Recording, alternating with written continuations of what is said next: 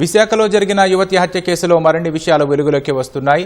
రవీంద్రకు Mounika dating యాప్లో పరిచయమైనట్లు పోలీసులు గుర్తించారు. 3.5 లక్షలు ఇచ్చినా ఇంకా డబ్బు కోసం వేధించడంతోనే రవీంద్ర మౌనికను చంపేసినట్లు చెబుతున్నారు. ఇక మరింత సమాచారం మా ప్రతినిధి ఆదిత్య పవన్ ప్రత్యక్ష ప్రసారం ద్వారా అందిస్తారు. గాజువాకలోని ఎల్వి నగర్ ప్రధానంగా నిన్న హత్య జరిగినటువంటి మౌనిక హత్య జరిగినటువంటి ప్రదేశం ఇదే చెప్పుకోవచ్చు. ఇక్కడే రవీంద్ర ఉన్నటువంటి అపార్ట్మెంట్ ఇది. రవీంద్ర ఉన్న అపార్ట్మెంట్ ఇది. ఈ అపార్ట్మెంట్లోనే నిన్న సాయంత్రం రవీంద్ర మౌనిక మధ్య ఘర్షణ జరిగింది.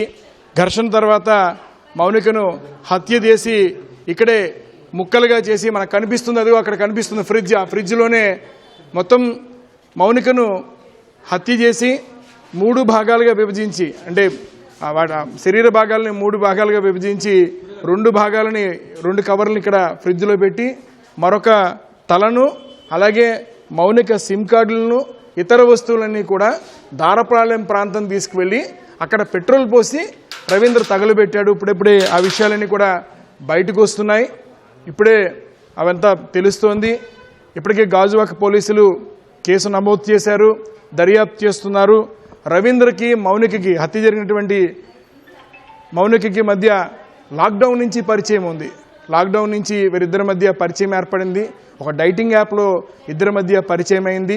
పరిచయం కాస్త సుమారుగా 4 సంవత్సరాల నుంచి వీరి మధ్య పరిచయం కొనసాగుతున్నట్టుగా తెలుస్తుంది. అయితే ప్రధానంగా నిందితుడు రవీంద్ర స్పష్టం చేస్తుంది, మౌనిక అనేక సందర్భాల్లో డబ్బులు అడిగిందని, ఆ వేధింపులు తట్టుకోలేకే హత్య చేసినట్టుగా పోలీసులకి ఇప్పటిదాకా చెప్పిన పరిస్థితి. ప్రస్తుతం ఇక్కడ స్థానికులు ఉన్నారు, ఈ అపార్ట్మెంట్లో ఈ ప్రాంతంలో ఉన్నటువంటి వారు ఉన్నారు. వారితో మాట్లాడదాం. అసలు ఏ రకంగా రవీంద్ర అతను ఏ రకంగా ఉండేవాడు, వారితో నమస్తే, ఎలా ఉండేవాడు మీ రవీంద్ర, ఎలా ఉండేవాడు, అసలు ఏం జరిగింది మీకు తెలిసిన సమాచారం ఏంటి? మాదైతే ఇక్కడ ఈ అపార్ట్మెంట్ కాదండి, పక్క వీధులు మాది. ఆయనైతే 1 year అయిందట ఇంటికి వచ్చి. మరి ఎప్పుడు కూడా ఎవరితోనూ కూడా మాట్లాడడం కానీ, చాలా డీసెంట్గా ఉంటాడట ఆయన. ఎవరితో మాట్లాడడం కానీ ఏమీ లేదట. వాళ్ళ ఫ్యామిలీతో దిగారు. తర్వాత 2 నెలలు మాత్రం ఆవిడ ఉన్నారట. తర్వాత డెలివరీకి వెళ్ళిపోయారు. వెళ్ళిపోయాక మరి ఆవిడ రాలేదు. కానీ ఈ అమ్మాయి అయితే ఎప్పుడు రావడం అయితే ఇరుగు పొరుగు వాళ్ళు ఎవరు చూడలేదని చెప్తున్నారు. వాళ్ళందరినీ అడిగితే ఎవరు మేము చూడలేదు, ఎప్పుడు రావడం. నిన్న అయితే మరి ఆ అమ్మాయి ఎప్పుడు వచ్చిందో కూడా తెలియదట వాళ్ళకి. వీళ్ళందరూ ఎవరి పనుల్లో వాళ్ళు ఉంటారు కనుక. కానీ మరి ఎందుకు చంపాడన్న విషయం అయితే మనకు తెలియదు. కాకపోతే చాలా క్రూరంగా మాత్రం చంపాడు, అది మాత్రం వాస్తవం. దానికి మా ఎల్వి నగర్ అందరూ కూడా భయగ్రస్తులయ్యి అందరూ కూడా బయటకు రావడానికి కూడా భయపడుతున్నారు. ఒక ఆడపిల్లని ఇంత క్రూరంగా చంపాడు అంటే అది చాలా బాధాకరమైన విషయం కనుక పోలీసు వారంతా తగిన శిక్ష ఆయనకి వెయ్యాలి. ఆ అమ్మాయి అయితే చాలా టార్చర్ పెట్టిందట. ఆల్రెడీ ఒక సైట్ కూడా ఇవ్వడం అయితే జరిగిందట అమ్మాయికి. తర్వాత నిన్న 3,50,000 కావాలని అమ్మాయి చాలా డిమాండ్ చేసి చాలా టార్చర్ పెట్టిందట. వాళ్ళిద్దరి మధ్యన ఉన్న రిలేషన్ని తను వీడియోలు చేసి ఆ వీడియోలో వాళ్ళ మిస్సెస్కి పంపించిందట. పంపించి బ్లాక్మెయిల్ చేయడం మొదలుపెట్టిందట. తన ఐడి కార్డు కూడా తీసుకొని 15 రోజులు 20 రోజుల నుంచి ఐడి కార్డు ఇవ్వకుండా ఉంటే ఆయన డూప్లికేట్ ఐడి తీసుకొని ఆయన ఆఫీస్కి వెళ్తున్నాడట. చాలా బాధగా చెప్తున్నాడు ఆయన కూడాను. 2 వైపులా మనం వినాలి కనుక 2 వైపులా మనం నిజాలు తెలుసుకోవాలి. ఇంకా మనకు ఆయన చెప్పేది వింటున్నాము, మనకు అక్కడ ఇద్దరి మధ్యలో ఏం జరిగింది అన్నది మనకు తెలియదు. కానీ ఇది మా ఏరియాలో అయితే ఇదే ఫస్ట్ ఇలాంటి కార్యక్రమం జరగడం. మా 70 వార్డులో చాలా భయపడే పరిస్థితికి వచ్చామన్నమాట. ఇంతవరకు కూడా ఇలాంటి కార్యక్రమాలు ఎప్పుడు జరగలేదు. లేడీస్ని ఎవరో కూడా మా వార్డులో అయితే ఎవరు ఇబ్బంది పెట్టడం కానీ ఏడిపించడం కానీ జరగలేదు. ఈయన ఎక్కడి నుంచో వచ్చారు, 1 year అవుతుంది ఇంట్లో దిగి. మరి ఇలా ఎందుకు జరిగింది అన్నది మాత్రం మాకు తెలియదు సార్. మాకు ఇది మనం చూడొచ్చు. ఇక్కడే ఈ అపార్ట్మెంట్లోనే రవీంద్ర మౌనిక హత్య చేశాడు. హత్య చేసినట్టే మనకి ఇక్కడ ఉన్నటువంటి సమాచార ప్రకారం, స్థానికులు చెప్తున్న సమాచార ప్రకారం నిన్న మధ్యాహ్నం ఈ హత్య జరిగి ఉంటుందనేటువంటిది చెప్తున్నారు.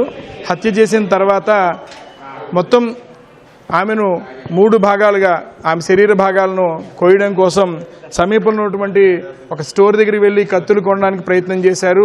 ఒక మాపు అలాగే ఇతర ఫినాయిల్ కానీ ఇతర వస్తువులు కానీ కొన్నట్టుగా కూడా సమాచారం తెలుస్తుంది. పోలీసులు కూడా విచారణలో బయటపడుతోంది. అలాగే బలమైనటువంటి కత్తులను తీసుకోవడం కోసం వేరొక ఆన్లైన్లో యాప్ను సంప్రదించి బలమైన కత్తులు కూడా తీసుకొచ్చిన తర్వాత నిన్న మధ్యాహ్నం ముక్కలుగా శరీరాన్ని భాగాన్ని ముక్కలు చేసి 2 కవర్లని కనిపిస్తున్నటువంటి డీప్ ఫ్రిడ్జ్లో పెట్టడం జరిగింది. ఆ మిగిలినటువంటి మరొక తల భాగాన్ని ఇతర భాగాలన్నీ కూడా దారపాలెం ప్రాంతంలో తగులుబెట్టినట్టుగా తెలుస్తోంది.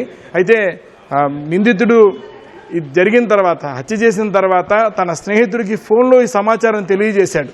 ఈ రకంగా జరిగిన విషయాన్ని తెలియజేయడంతో స్నేహితుడు గట్టిగా చెప్పడంతో వెంటనే వెళ్ళి పోలీసులకి లొంగిపోవడం మంచిదని చెప్పి ఇచ్చినటువంటి సలహాతోటి నిందితుడు మొత్తం అంతా కూడా సంఘటన సమీపంలోనే గాజువాక పోలీస్ స్టేషన్ చాలా దగ్గరలో ఉంటుంది. గాజువాక పోలీస్ స్టేషన్ వెళ్ళి హత్య చేసిన విషయాన్ని మొత్తం అంతా కూడా పోలీసులు తెలియజేశాడు. నిందితుడే మొత్తం ఈ హత్య సంబంధించిన విషయాన్ని తెలియజేసి పోలీసులు వచ్చిన తర్వాత వారంతా కూడా ఈ ఫ్రిడ్జ్ తీయడం, అందులో శరీర భాగాలు కనిపించడం. అయితే హత్య చేసిన తర్వాత ఎక్కడా కూడా ఆ రక్తపు మరకలు కనబడకుండా చాలా జాగ్రత్త పడ్డాడు రవీంద్ర. మనం ఇక్కడ చూడొచ్చు, మొత్తం అంతా కూడా ఈ ఫ్లోర్ అంతా కూడా క్లీన్ చేశాడు. ఎందుకంటే తను ముందుగానే ఒక మాప్ కొనుక్కున్నాడు, ఫినాయిల్ కానీ ఇతర వస్తువులు కొనుక్కున్నాడు. వీటితోటి మొత్తం అంతా కూడా గదిని శుభ్రపరిచాడు. ఆ కారణం చేత ఏ రకమైనటువంటి వాసన లేనటువంటి పరిస్థితి. మరోవైపు చుట్టుపక్కల ఉన్న వారికి కూడా ఏ రకమైన శబ్దాలు రాకుండానే ఈ హత్య చేసినట్టుగా మనకి తెలుస్తోంది. అయితే ఇక్కడ ఉన్నటువంటి అపార్ట్మెంట్ వాసులంతా కూడా చాలా ఆవేదన వ్యక్తం చేస్తున్నారు, చాలా బాధపడుతున్నారు. ఈ రకమైనటువంటి పరిస్థితి, ఈ రకమైనటువంటి ఇప్పుడు కూడా జరగలేదని స్పష్టం చేస్తున్నారు. ప్రస్తుతం అయితే గాజువాక పోలీసులు దర్యాప్తుని కొనసాగిస్తున్నారు. ఇక్కడ చాలామంది స్థానికులు ఉన్నారు, వారితో మాట్లాడదాం. అసలు వారు ఏమంటారండి, అసలు ఏం చెప్తారు? ఇక్కడ ఎల్వి నగర్లో ఇలాగ అవుతుందని ఎప్పుడు అనుకోలేదు. అసలు ఇలాంటివి ఎప్పుడు అసలు ఎల్వి నగర్లో చోటు చేసుకోలేదు. ఫస్ట్ టైం ఇలాగా ఎల్వి నగర్లో జరిగింది. చాలా భయాందోళనగా ఉంది. ఇక్కడ ఉన్న పిల్లలు కానీ ఎవరైనా కానీ చాలా భయపడుతూ ఉంటారు. పక్కనే ఉన్న అపార్ట్మెంట్ వాసులు వారితో మాట్లాడదాం. ఇక్కడ ఈ 102 ఇక్కడ అమ్మ ఏం జరిగిందమ్మా, ఏమంటారమ్మా చెప్పండి. ఏం జరిగిందంటే ఏం చెప్తామండి, ఇంకా చెప్పడానికి ఏం లేదు. అంతే, ఇంకా పోలీసులు వచ్చారు, మేము చూసాం ఏం జరిగింది అనేది. వాళ్ళు వచ్చాకే మాకు తెలుసు. లేదండి, అలాంటివి ఏం లేదు.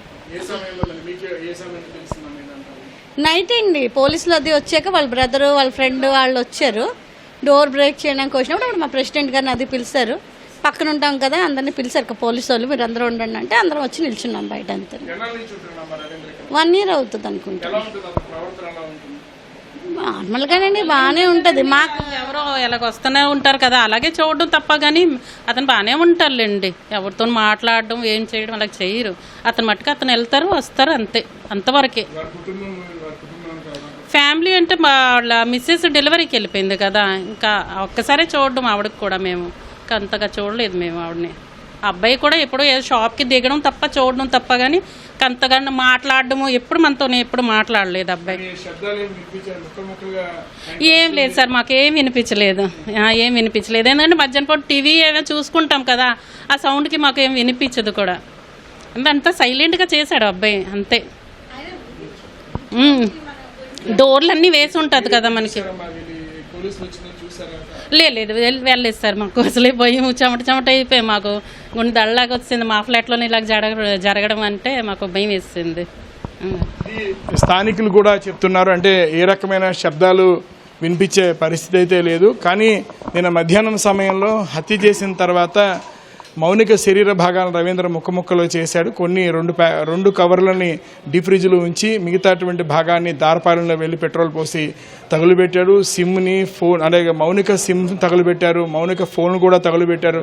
తల భాగాన్ని కూడా పెట్రోల్ పోసి అంటించినటువంటి పరిస్థితి. ఇప్పుడే వాటిని కూడా పోలీసులు స్వాధీనపరుచుకున్నారు. ప్రస్తుతం అయితే గాజువాక పోలీసులు కేసుని చాలా లోతుగా దర్యాప్తు చేస్తున్నారు. ఇప్పటికే రవీంద్రని స్టేట్మెంట్ తీసుకున్నారు. రవీంద్ర చాలా స్పష్టం చేస్తున్నారు, తనని ఆర్థికంగా ఇబ్బంది పెట్టడం, తీవ్రమైన ఒత్తిడి చేయడం, తనకు సంబంధించినటువంటి ఉద్యోగపరమైనటువంటి ఐడి కార్డు కూడా తీసుకుని ఉద్యోగానికి వెళ్లకుండా చేసినటువంటి పరిస్థితి కనిపిస్తున్నటువంటి అంశాలు కూడా పోలీసులు చెప్పినట్టుగా తెలుస్తుంది. అయితే 4 సంవత్సరాల నుంచి కూడా ఇద్దరి మధ్య పరిచయం ఉందనే విషయాన్ని ప్రస్తుతం అయితే పోలీసులకి తెలిసింది. మరోవైపు ఈ జరిగిన సందర్భాన్ని, జరిగినటువంటి విషయాలన్నీ కూడా కుటుంబ సభ్యులకి రవీంద్ర తెలియజేసేటటువంటి విషయాన్ని కూడా పోలీసులు స్పష్టం చేస్తున్నారు. స్నేహితుడు చెప్పినటువంటి మాట ప్రకారం గాజువాక పోలీస్ స్టేషన్కి వచ్చి హత్య విషయాన్ని తెలియజేసినట్టుగా కూడా పోలీసులు చెప్తున్నారు. ప్రస్తుతం అయితే పోలీసులు కేసుని మరింత లోతుగా దర్యాప్తు చేస్తున్నారు. గాజువాక సిఐ పార్థసారథి కేసు దర్యాప్తు చేసి అలాగే ఈ హత్య సంబంధించి మరికొన్ని బృందాలను కూడా ఏర్పాటు చేసి మరింత లోతుగా దర్యాప్తుని కొనసాగిస్తున్నారు. కెమెరా పర్సన్ సురేష్తో ఆదిత్య పవన్, విశాఖపట్నం.